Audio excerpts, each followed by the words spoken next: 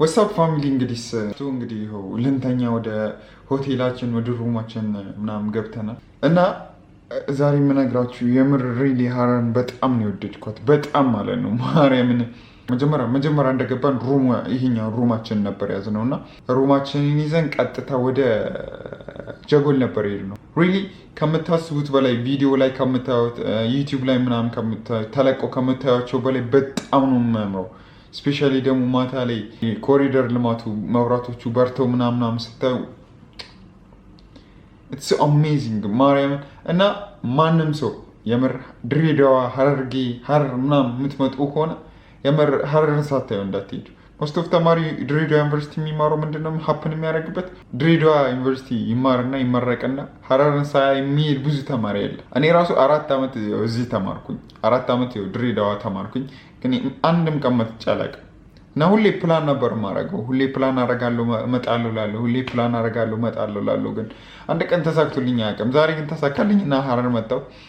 ደስ የሚለው ፓርት ደግሞ ኮሪደር ልማቱ ተሰርቶ የሚያምር ነገር ሆኖ ነው። እና ግን አንድ ነገር ድካም አለው የምር ጀጎል ውስጥ እነዛ ሁሉ ቦታ ውስጥ መዞር በጣም ድካም አለው ከምታስቡት በላይ። ደግሞ አንድ ቱር የማያረጋችሁ ሰው ካለ ቦታውን የማይመራችሁ ሰው ካለ ሪሊ ትጠፋላችሁ እዚያ ቦታ ውስጥ። በዚህ ነጩ ሁሉም ነጭን የተቀባው ሁሉም ሆነ ደስ የሚል ነገር ነው። ቤት መታችሁ ወዴት እንደገባችሁ ቤት በኩለታችሁ በቃ ሪሊ ግራ ነው የሚገባችሁ። እና እነዛን ጀጎሎች ምናምን ካየን በኋላ ምናምን ደግሞ ወደ ጭልፊት እናብላ ምናምን ብለን ሄደን ነበር። ሪሊ በጣም ነው የሚያስፈራው የምር ጭልፊት ማብላት። መጥተው ከእጃችሁ ላይ ስጋውን እንዲህ ሲያደርጉ ምናምን በጣም ያስፈራል። ኢቨን እጄን ነክሰውኛል በጣታቸው እና ሲደማ ነበር ሁላ ረዥም ሰዓት አልቆም ብሎ ምናምን ሲያስቸግረኝ ነበር። እና ዋው ግን በጣም ነው ደስ የሚለው ማርያምን። ባይገርማችሁ ክላሴን ቀጥቼ ነው ሪሊ መሄድ አለብኝ። ኦልሞስት አሁን ክላስ ጨርሰን ልንገባ 1 ወር ምናምን የቀረውና ጠብዬ ነው የመጣሁት። ለምን ሀረር ማየት ስላለብኝ ፕላኔ ውስጥ ነበር ዘንድሮ ሀረርን የማየትና ፈጣሪ ረዳኝና ዘንድሮ መጣሁ ሀረር። መምጣት ካልቀረ ደግሞ ለምን በቪዲዮ ለእናንተ አላሳየውም በሚለው ነው ይሄ ቪዲዮ የተቀረጸው። እና ሪሊ ጋይስ በጣም የሚመች ቦታ ነው። በነገራችን ላይ ሀረር ደግሞ አንድ ነገር ቪዲዮን እኔ ጃኒ በቀረጸበት ወይ ልቀርጽ እያሰብኩኝ ነበር፣ ግን ኢትስ ሶ ዲፊካልት። ስፔሻሊ ካሜራማን ካሌላችሁ የሚያግዛችሁ ሰው ካሌላ ዛሬ በቃ ቀኑ ሙሉ ስናድድበት የዋልኩበት ነገር ውስጥ አንዱ ይሄ ነው። በቃ እኔ በፈለግኩት ወይ ሲሄድልኝ አልነበረም። ሙዚየሞቹ ጋር መንገድ ላይ ኪና ስንኖር ምግብ ስንበላ የሆነ ሞመንት ላይ ዝናብ ዘነበ። ቁጭ ብለን ዝናብ ዘነበና ምናምን እንቅልፍ ያዘኝ። በቃ ትላንትና ማታ አልተኛውም። ካፌ ቁጭ ብዬ ተኛው።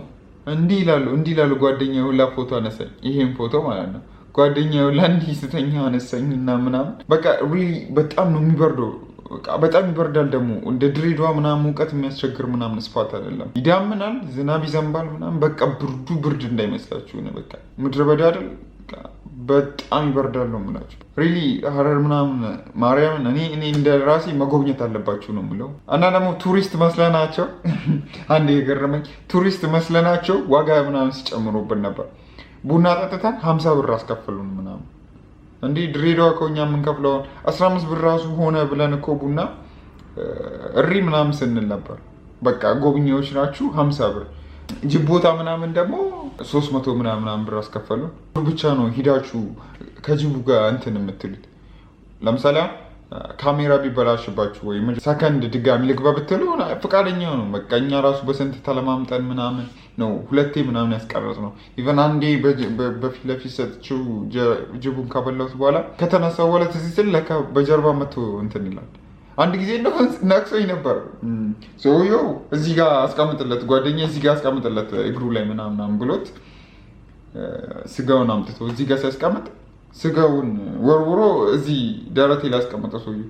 ጅቡ ሪሊ መጥቶ እዚህ ጋር መጣ። ሪሊ ነከሰኝ ነው መሰለኝ። በቃ ሀ ብሎ አፉን ከፍቶ ወደ እኔ ስጋውን ለመብላት ሲመጣ በቃ ሊነክሰኝ ሊበላኝ የተነሳ ነው መሰለኝና በጣም የጮኩት እዚያ ጋር በጣም ስክሪም አደረኩና አይናኳችሁም በቃ ለማዳ ናቸው። ኢቨን ልንካው ተችል አድርገው ምናምን ስል መንካት ምናምን እንትን ላይ የሆነ ባትሪ እንዲህ ፊቴ ላይ እንዲታይልኝ ባትሪ ይዤ ነበር።